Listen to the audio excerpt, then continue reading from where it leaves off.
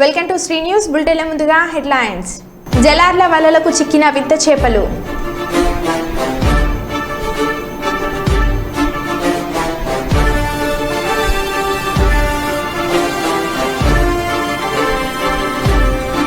భార్య కాపురానికి రావడం లేదని మామకు చెందిన 5 వాహనాలను తగలబెట్టిన అల్లుడు.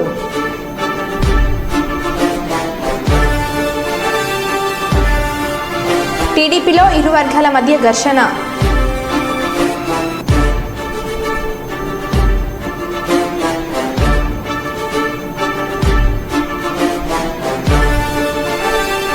హన్మకొండ జిల్లా కలెక్టరేట్లోని కాన్ఫరెన్స్ హాల్లో ప్రజావాణి కార్యక్రమం.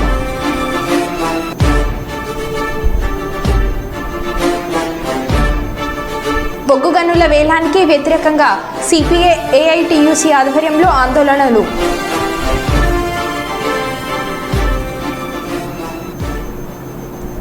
ఇక వివరాల్లోకి వెళ్తే, హన్మకొండ జిల్లా కలెక్టరేట్లోని కాన్ఫరెన్స్ హాల్లో సోమవారం ప్రజావాణి కార్యక్రమాన్ని నిర్వహించారు. జిల్లాలోని వివిధ ప్రాంతాల నుండి వచ్చిన ప్రజలు వివిధ సమస్యలపై ప్రజావాణి కార్యక్రమంలో వినతి పత్రాలను జిల్లా కలెక్టర్కు అందజేశారు.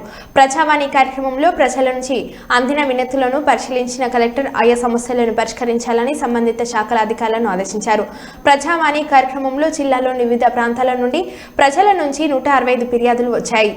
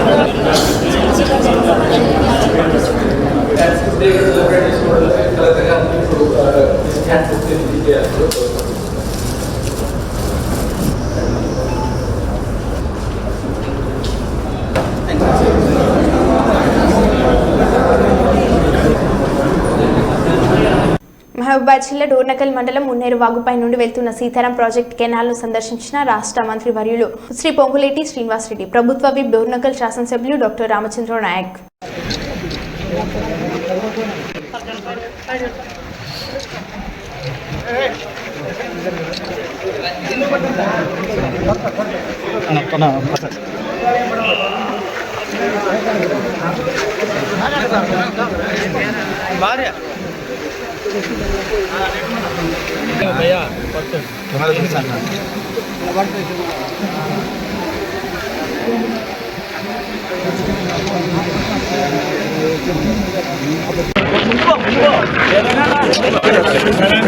ఉమ్మడి ఖమ్మం జిల్లాకి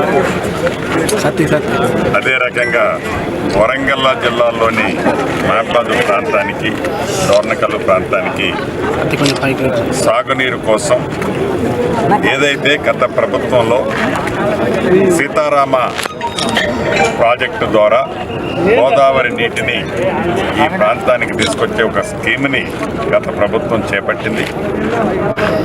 ఈ స్కీము రీడిజైన్ పేరుతో ఆనాడు కాంగ్రెస్ ముఖ్యమంత్రిగా దివంగత నేత రాజశేఖర్ రెడ్డి గారి టైంలో రాజీవ్ సాగర్, ఇందిరా సాగర్ పేరుతో జలయజ్ఞంలో భాగంగా ఏవైతే ఉమ్మడి ఆంధ్రప్రదేశ్లో చేపట్టిన ప్రాజెక్టులో భాగంగా ఏర్పాటు చేసిన ఆ స్కీముల్నే రీడిజైన్ అనే ఒక పేరు పెట్టి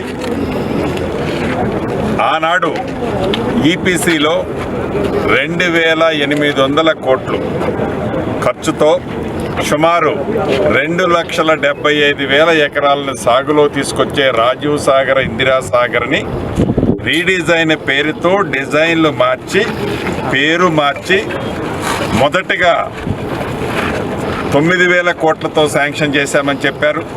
ఈ 9,000 కోట్లని ఈనాడు సుమారు 18,000 కోట్లతో ఈ ప్రాజెక్టుని గత ప్రభుత్వం చేపట్టి ఈ 18,000 కోట్లలో సుమారు 8,500 కోట్లు ఇప్పటికే ఖర్చు పెట్టారు.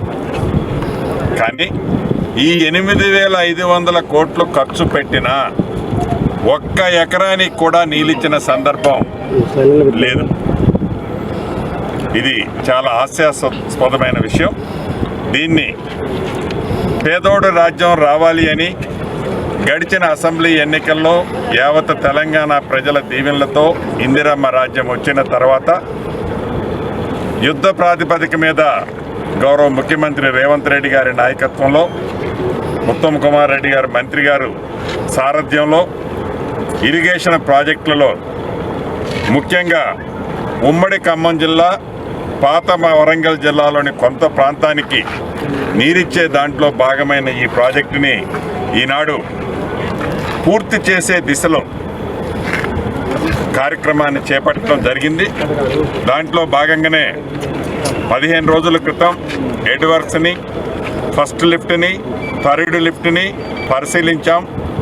గౌరవ ఇరిగేషన్ శాఖ మంత్రి గారు, డిప్యూటీ సీఎం గారు, మిగతా మంత్రులు అంతా మేము మొదటి లిఫ్ట్లో వెట్ రన్ను కూడా 4 రోజుల క్రితం ట్రయల్ వేయటం జరిగింది. అంటే హెడ్ రీచ్లో కంప్లీట్ అయినా కూడా థైలాండ్ అయిన పాలేరు దాకా నీళ్లు రావాలి అంటే మధ్యలో కొన్ని ప్రాంతాలలో ఇప్పటికీ టెండర్లే ఫైనల్ చేయాలి. మెయిన్ కెనాల్ దాన్ని కూడా ఈ ఇందిరమ్మ రాజ్యంలో ఆ గ్యాపులను కూడా టెండర్ల ప్రాసెస్ని యుద్ధ ప్రాతిపదిక మీద చేపడుతున్నాం. ఈ రాబోయే ఆగస్టు 15వ తారీఖు నాడు ఏదైతే నాగార్జున సాగర్ ఆయకట్టులో సుమారు 1,55,000 ఎకరాలని ఈ నాగార్జున సాగర్ ఆయకట్టుతో పాటు మీడియం ప్రాజెక్టులైన వైరా, అదే రకంగా లంకాసాగర్, ఈ 2 ప్రాజెక్టులో ఉన్న ఆయకట్టులతో పాటు మైనర్ ఇరిగేషన్లో ఉన్న ఆయకట్టు చెరువులను కూడా స్టెబిలైజ్ చేసే కార్యక్రమంలో భాగంగా సుమారు 100 కోట్ల రూపాయలు ఖర్చు పెట్టి ఒక లింక్ కెనాల్ని ఏనుకూరు దగ్గర నాగార్జున సాగర్ కాలంలో డ్రాప్ చేయడం జరుగుతుంది. వరంగల్ నగరంలో ఆదివారం అర్ధరాత్రి మర్డర్ కలకలం రేపింది. వరంగల్ బట్టల బజార్ వెంకటేశ్వర స్వామి గుడి పక్కన పూసల భద్రయ్య అనే వ్యక్తి అనుమానాస్పద స్థితిలో ఆదివారం మృతి చెందాడు. వరంగల్ ఎల్లం బజార్ ప్రాంతానికి చెందిన భద్రయ్య కంసాలి కులస్తుడు, తన వృత్తి కొనసాగిస్తూ నివసిస్తున్నాడు. ఆదివారం రాత్రి 9:30 ప్రాంతంలో బయటకు వెళ్లి తిరిగి రాలేదు. అదే సమయంలో సమీప బంధువులు ఫోన్ చేసి మీ నాన్నకు దెబ్బలు తగిలాయి అని చెప్పడంతో మృతుడి కూతురు అక్కడికి వెళ్లి చూడగా తన తండ్రి మృతి చెంది ఉన్నాడని కూతురు తెలిపింది. సంఘటన స్థలానికి పోలీసులు చేరుకొని అనుమానాస్పద స్థితిగా మృతి కేసు నమోదు చేసి దర్యాప్తు చేస్తున్నామని ఏసీపీ నందిరామ్ నాయక్ తెలిపారు.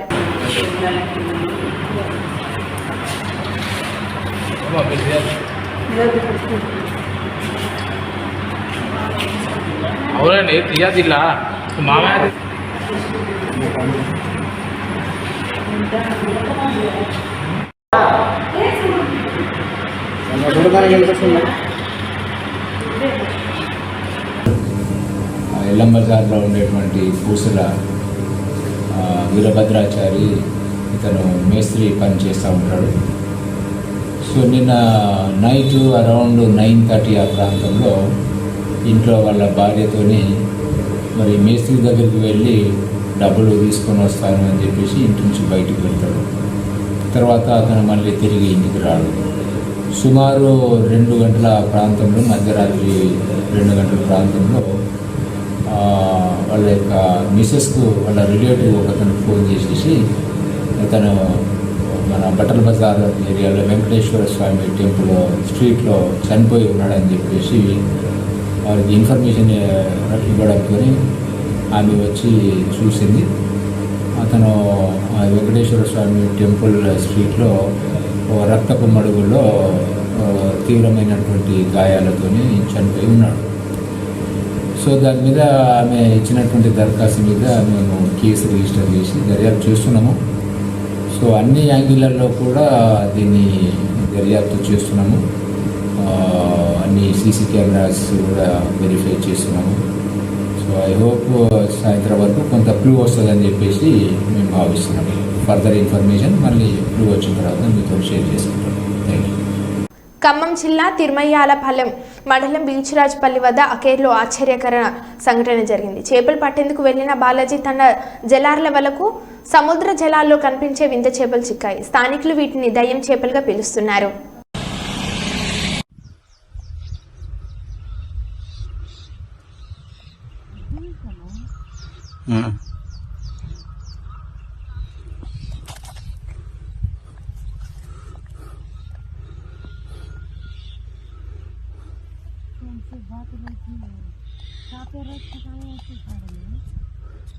मिटका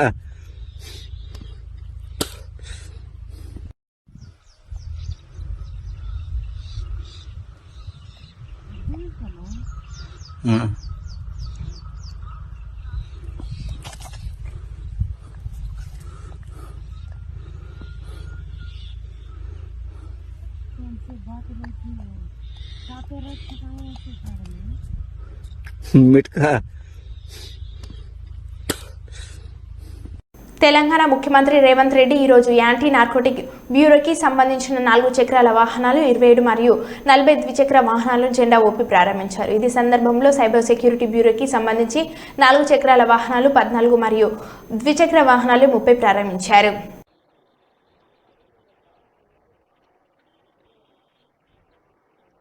మీడియా మిత్రులు దయచేసి కాస్త లేసిస్తే వెళ్తుంది.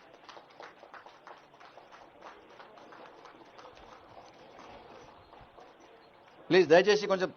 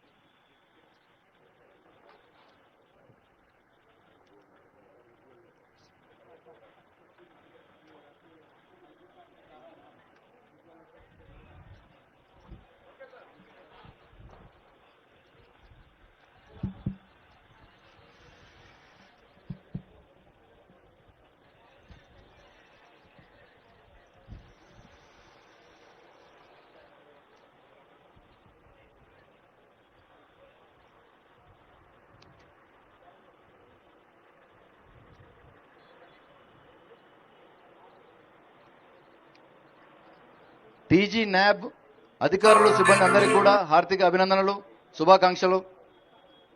ఈరోజు మీ కొత్త వాహన శ్రేణి ప్రజాసేవకు అంకితమవుతుంది.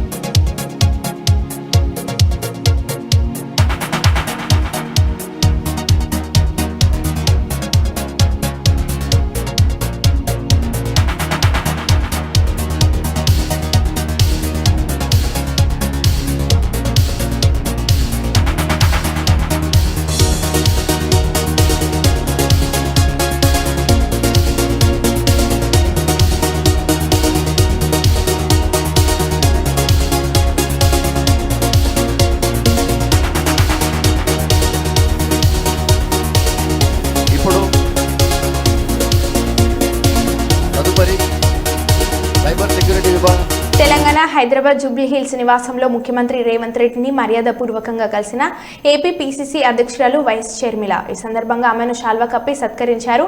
విజయవాడలో జరిగే వైఎస్ 75వ జయంతి కార్యక్రమానికి హాజరు కావాలని ఆయనను కోరారు. తర్వాత ఆమె ఉప ముఖ్యమంత్రి బట్టి విక్రమార్కను కూడా మర్యాదపూర్వకంగా కలిసింది.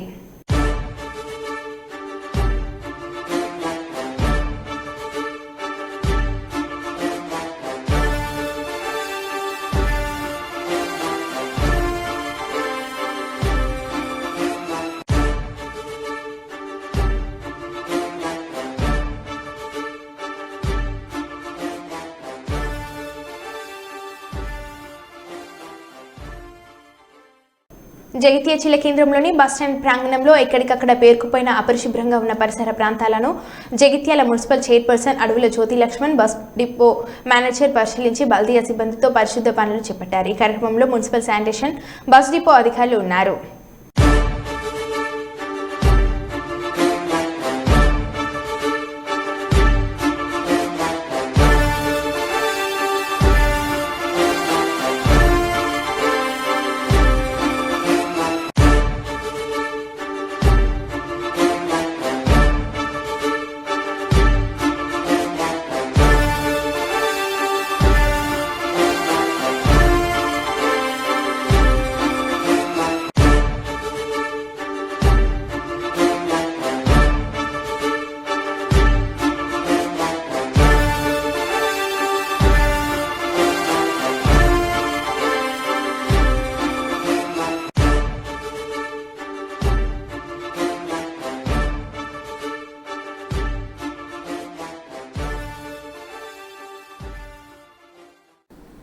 పెద్దపల్లి జిల్లా కేంద్రంలోని సమీకృత జిల్లా కలెక్టరేట్లో నిర్వహించిన ప్రజావాణి కార్యక్రమంలో పాల్గొన్న జిల్లా కలెక్టర్ కోయ శ్రీహర్ష ప్రజావాణిలో వచ్చిన దరఖాస్తులకు అధిక ప్రాధాన్యత ఇచ్చి సత్వరమే పరిష్కరించాలని జిల్లా కలెక్టర్ కోయ శ్రీహర్ష సంబంధిత అధికారులను ఆదేశించారు. సోమవారం జిల్లా కలెక్టర్ కోయ శ్రీహర్ష సమీకృత జిల్లా కలెక్టర్లోని నిర్వహించిన ప్రజావాణి కార్యక్రమంలో స్థానిక సంస్థల అదనపు కలెక్టర్ జె అరుణశ్రీ జీవి శ్యాంప్రసాద్లతో కలిసి పాల్గొని ప్రజల అర్జీలను స్వీకరించారు.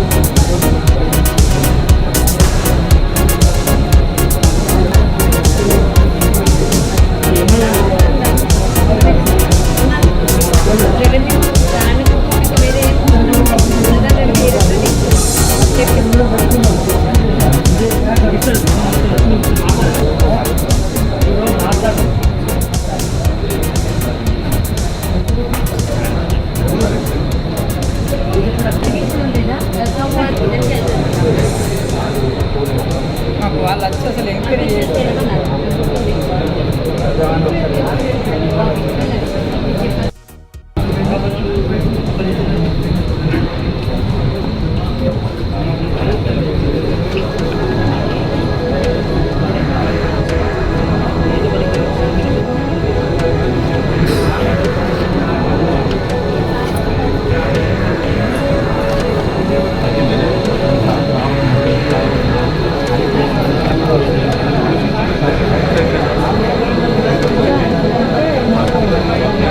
పెద్దపల్లి జిల్లా పెద్దపల్లి మండలం గౌరెడ్డిపేట గ్రామస్తులు పెద్దపల్లి మున్సిపల్ అధికారుల నిర్లక్ష్యం కారణంగా నిత్యం దుర్బంధంలో జీవిస్తున్నారు. పెద్దపల్లి పట్టణంలో వాటిలో సేకరించిన చెత్త డంపింగ్ యార్డ్ లేని కారణంగా పెద్దపల్లి మండలం గౌరెడ్డిపేట గ్రామ శివార్లో డంప్ చేయడంతో గౌరెడ్డిపేట గ్రామస్తులు నిత్యం దుర్గంధంలో ఇబ్బందులు పడుతున్నారు. గౌరెడ్డిపేటలో పాటు పక్కనే రావుపూర్ కూడా సమీపంలో ఉండడంతో రెండు గ్రామాలకు ఈ చెత్త ఇబ్బందిగా మారింది. అంతేకాదు గౌరెడ్డిపేట పరిసర ప్రాంతాలలో వందలాది ఇటుక బట్టీలు వస్తున్నాయి. అక్కడ నివసించే ఇతర రాష్ట్రాల వలస కూలీలకు కూడా ఈ దుర్గంధం రావడంతో ఇటుక బట్టీలో కూడా కూలీలు నిత్యం రోగాల బారిన పడుతున్నారు.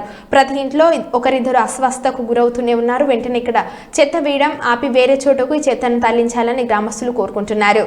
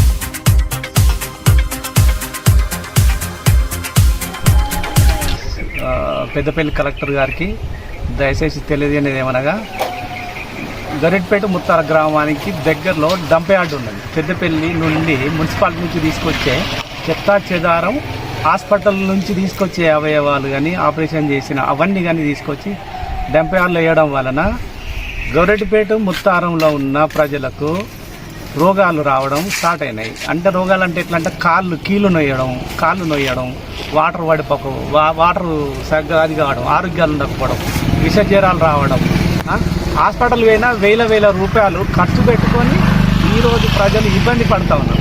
ఇది గవర్నమెంట్ పట్టించుకోదా? గవర్నమెంటు కనీసం ప్రజలపైన కనికరం లేకుండా ఇట్లాంటి డంప్ యార్డ్లన్నీ విలేజ్ల దగ్గర పెడితే ప్రజలు ఏమైపోవాలి? వాళ్ళ పరిస్థితి ఏంది? దయచేసి కలెక్టర్ గారు, మీ గవర్నమెంట్కి కానీ కలెక్టర్ గారికి కానీ తెలియనిది ఏమంటే, మీరు దయచేసి డంప్ యార్డ్ని ఇక్కడి నుంచి తీసేయాలి. గత గవర్నమెంట్ ఎమ్మెల్యే సాబు ఆయన రంగపూర్లో వేయాల్సిన డంప్ యార్డ్ని తీసుకొచ్చి గౌరెడ్డిపేటలో పెట్టింది. గౌరెడ్డిపేట ప్రజలు ఏమన్నా అయిపోయినాయా? ముత్తారం ప్రజలు ఏమన్నా అయిపోయినాయా? ఆయనకు సవితి తల్లి ప్రేమ కథ చూపించినట్టు చూపించి వెళ్ళిపోయాడు ఎమ్మెల్యే సాబ్. ఆయన ఓడిపోయి ఇప్పుడు వచ్చిన ఎమ్మెల్యే గారు అయినా, కనీసం ఇప్పుడున్న కలెక్టర్ గారు అయినా దయచేసి మా ఊరిలో ఉన్న ప్రజలను కానీ ప్రజాపాలనలో భాగంగా సమస్యల పరిష్కారానికి ప్రజల వద్దకే రామగుండం ఎమ్మెల్యే రాజ్ ఠాకూర్ అను కార్యక్రమంతో పెద్దపల్లి జిల్లా రామగుండం మున్సిపల్ కార్పొరేషన్ పరిధిలో 38వ డివిజన్ ఇందిరానగర్లోని కాలనీలో ఇంటింటికి తిరుగుతూ ప్రజా సమస్యలను అడిగి తెలుసుకుంటున్న రామగుండం ఎమ్మెల్యే మక్కన్ సింగ్ రాజ్ ఠాకూర్. నాయకులు, రాష్ట్ర ముఖ్యమంత్రి గౌరవ శ్రీ రేవంత్ రెడ్డి గారి ఆదేశాలు, మా జిల్లాకు సంబంధించిన మా ప్రియతమ నాయకులు శ్రీధర్ బాబు గారి యొక్క సూచనలు, అదే మాదిరి ఇన్ఛార్జ్ మినిస్టర్ ఉత్తమ్ కుమార్ రెడ్డి గారు, డిప్యూటీ సీఎం అందరి యొక్క కార్యాచరణ, వారి యొక్క సలహాలతో ఈరోజు ప్రభుత్వం ప్రజల వద్దకు వస్తూ ఉంది. ఆ కార్యక్రమాన్ని మొదలుపెట్టాం. కమిషనర్ గారు, మేయర్ గారు, సంబంధిత అన్ని విభాగాల అధికారులు, ఎలక్ట్రిక్ డిపార్ట్మెంట్, శానిటేషన్తో పాటు పోలీస్ డిపార్ట్మెంట్, సింగరేణి, ఎన్టీపీసీ, ఆర్ఎస్సీఎల్ ప్రప్రథమంగా మీకు చూసే ఉంటారు, మీడియాగా అందరూ తెలుసు, యజమాన్యాలతో పాటు ఈ ప్రాంతంలో ఉన్నటువంటి ఎన్టీపీసీ, ఆర్ఎఫ్సిఎల్, సింగరేణి సంబంధించిన అధికారులను కూడా మున్సిపల్ తీసుకొని ఇలా దాదాపుగా 100 కోట్ల పై చీలుకు టెండర్స్ అయిపోయినాయి. ఇంకా డబ్బు రావాల్సి ఉంది. డ్రైనేజ్ వారికి సంబంధించిన ఎస్టీపీల గురించి అమృత్ ద్వారా 100 కోట్ల టెండర్ కూడా అయిపోయింది.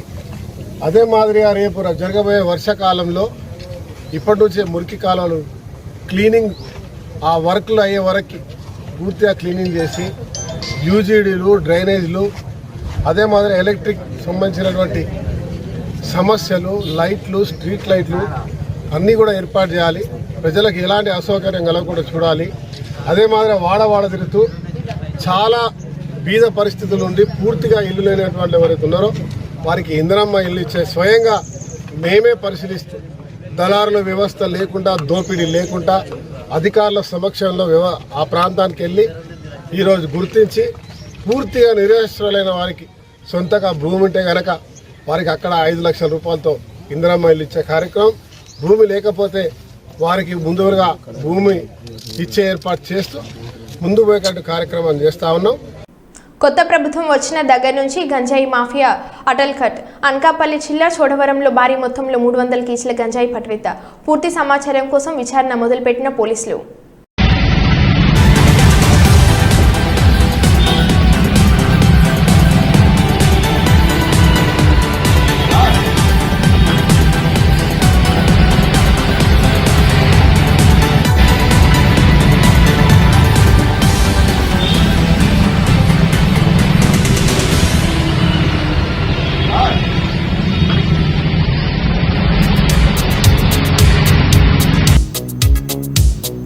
మరో బులెటిన్లో మళ్ళీ కలుద్దాం. Stay tune. శ్రీ